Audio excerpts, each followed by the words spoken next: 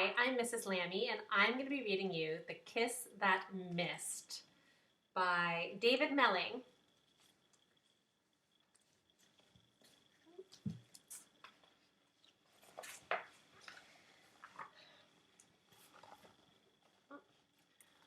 Once upon a Tuesday, the king was in a hurry as usual. "Good night," he said, and blew his son a royal kiss.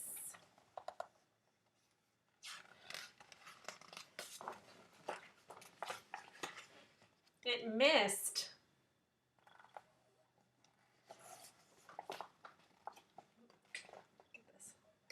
The young prince watched it rattle around the room, then bounce out of the window and into the night.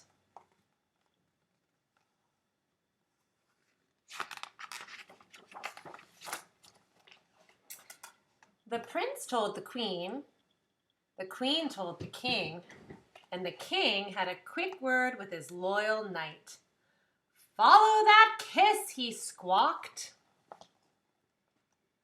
The knight mounted his horse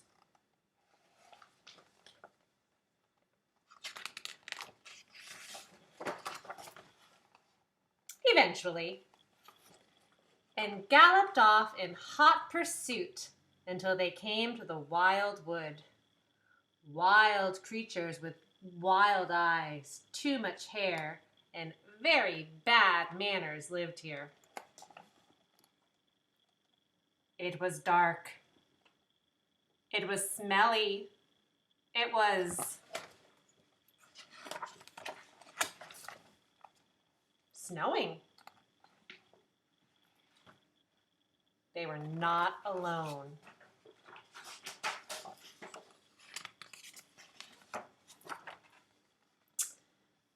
There were bears with long claws and growly roars, swooping owls of all shapes and sizes, and a pack of hungry wolves with dribbly mouths. "Eek!" squealed the knight.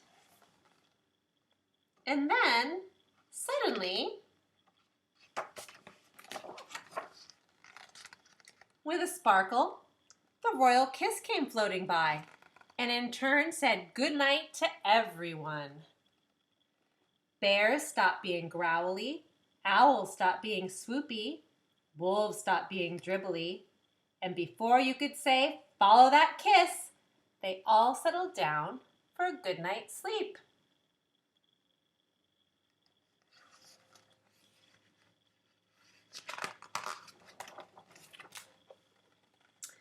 After a while, they sat down on a wrinkly old tree trunk to rest. The wrinkly old tree trunk twitched and slowly rose into the air, above the woods and into the clouds.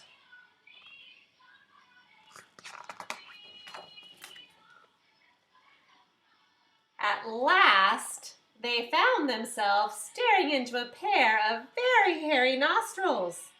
A dragon with "this pair would be nice on toast" eyes leered greedily at them. Suddenly,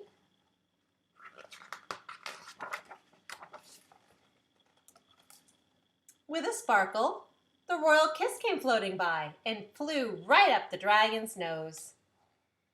He sat up, sniffed, and blinked. Slowly, he opened his mouth, took a deep breath, and sneezed. "Hang on," he said as they tumbled through the trees. "Come back," he puffed as he lumbered after them.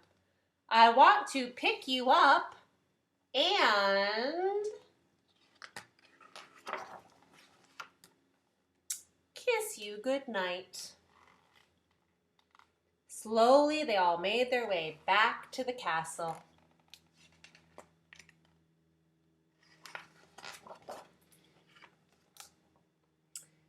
That night, the prince was happy, the queen was happy, and the king promised to stop always being in a hurry.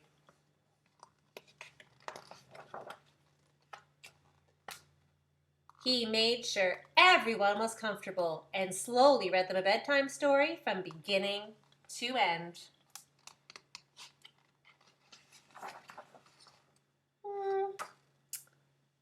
Almost. The end. So I hope you enjoyed The Kiss That Missed by David Melling, one of my favorite bedtime stories.